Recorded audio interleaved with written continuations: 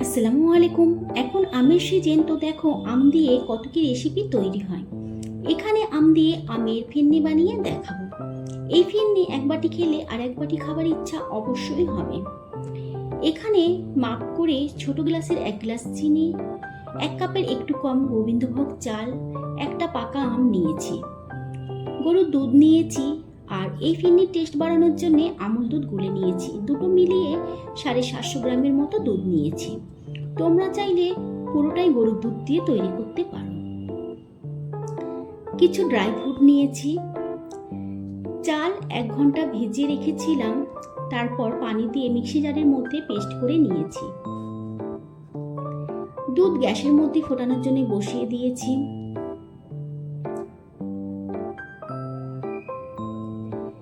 এদিকে আম ছোট ছোট পিস করে পেস্ট বানিয়ে ছাঁকনি দিয়ে ভালো করে ছেঁকে আমের কাঁট বার করে নিতে হবে।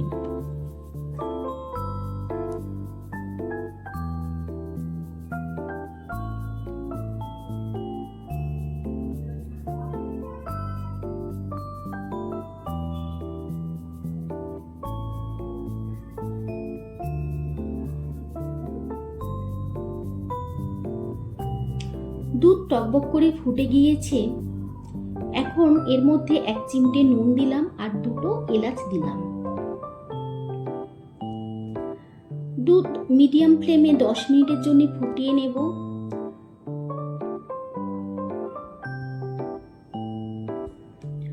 দুধ ফুটে গাঢ় হয়ে এলে এর মধ্যে চালের পেস্ট দিয়ে দিতে হবে।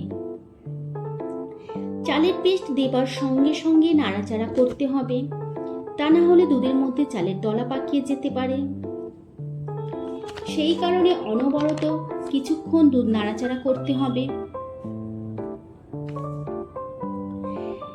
এদিকে আমের কাঁট খুব ভালোভাবে ছাঁকনি দিয়ে এইভাবে বার করে নিতে হবে। কোনো রকম আমের লম্বা লম্বা চোঁচ থাকলে সেগুলো মুখের মধ্যে পড়লে ফিরনি খেতে একেবারেই ভালো লাগবে না। এখন আমের ফ্রেশ কাঁচটা ফিরনির মধ্যে ব্যবহার করব। এই সময় গ্যাসের ফ্লেম মিডিয়াম রেখেছি।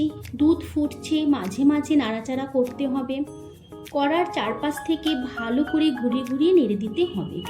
কোনো রকমভাবে কড়ার নিচে লেগে না যায় সেই দিকে অবশ্যই খেয়াল রাখতে হবে।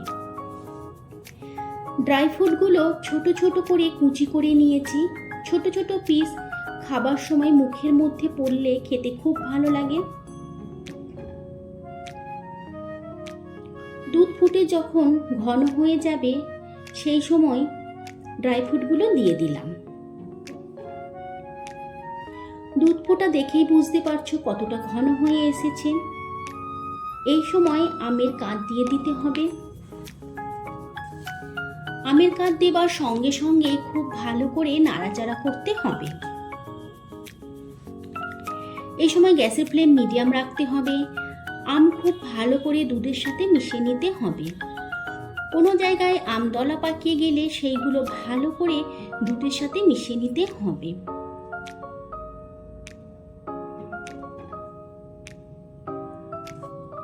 আম খুব ভালোভাবে মিশে গিয়েছে। দুধ কতটা ঘন হয়েছে দেখেই বুঝতে পারছো। দুধ যখনই বুদবুদ করে ফুটবে আর ছিটকে বাইরে পড়তে থাকবে সেই সময় বুঝতে হবে ফিরনি একেবারেই রেডি হয়ে গিয়েছে। মিষ্টি অবশ্যই চেক করে নেবে, কম বেশি যে যেমন মিষ্টি খেতে পছন্দ করো তেমনই মিষ্টি দেবে।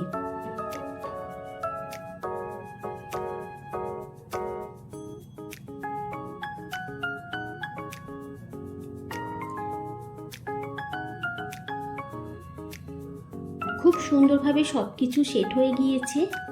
এখন এই সময় গ্যাসের ফ্লেম বন্ধ করে দেব।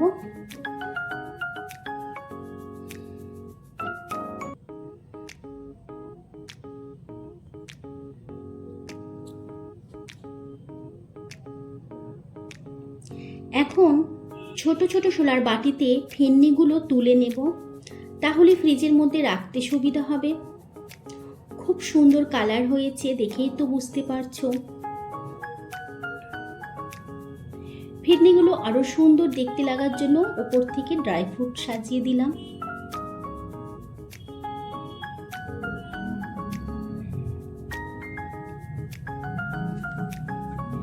তোমরা প্লিজ একবার হলেও ট্রাই করবে।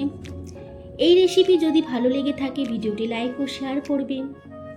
আমার চ্যানেলকে সাবস্ক্রাইব করে পাশে থাকা বেল আইকনটি ক্লিক করে দেবে, তাহলে আমার নতুন নতুন ভিডিওর নোটিফিকেশান সবার আগে তোমাদের কাছে পৌঁছে যাবে। আল্লাহ হাফিজ।